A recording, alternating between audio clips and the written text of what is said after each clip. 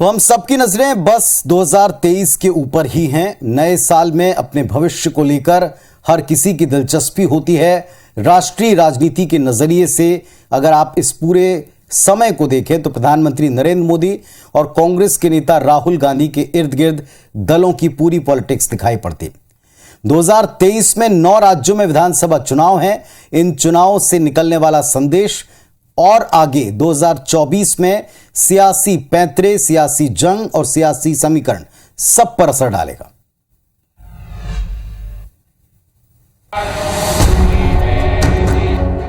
साल 2022 प्रधानमंत्री मोदी और राहुल गांधी के लिए कई मायनों में खास रहा। साल के अंत में हुए विधानसभा चुनाव में जहां ब्रांड मोदी का जादू दिखा, बीजेपी रिकॉर्ड मतों से गुजरात में सरकार बनाने में कामयाब हुई, तो इसके पहले उत्तर प्रदेश, उत्तराखंड, मणिपुर और गोवा में प्रधानमंत्री मोदी ने बीजेपी को जिताने में कामयाबी हासिल की।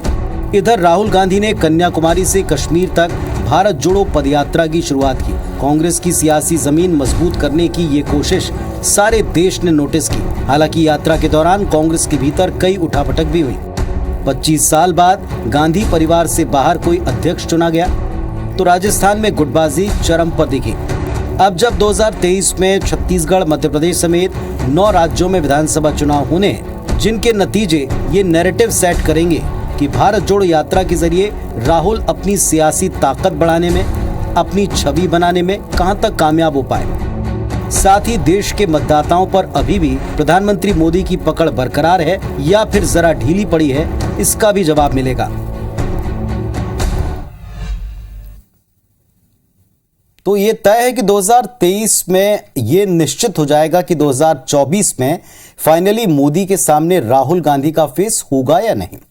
मौजूदा हालात क्या हैं और फैक्ट किस तरफ इशारा करते हैं, आज हम इसको डिकोड करें।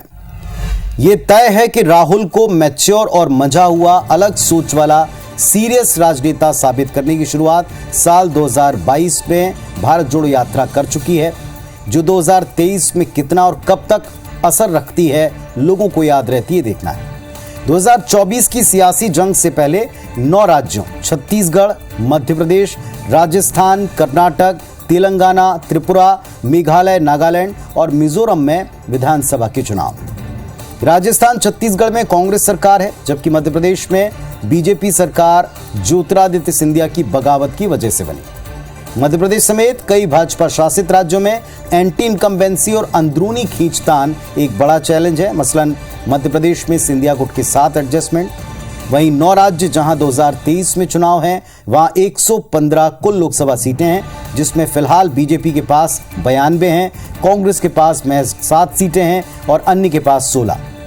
ऐसे में कांग्रेस की कोशिश है कि 2023 में मोदी के सामने सबसे ताकतवर विकल्प राहुल साबित हों, ताकि इसका फायदा 2024 में देखने को मिले।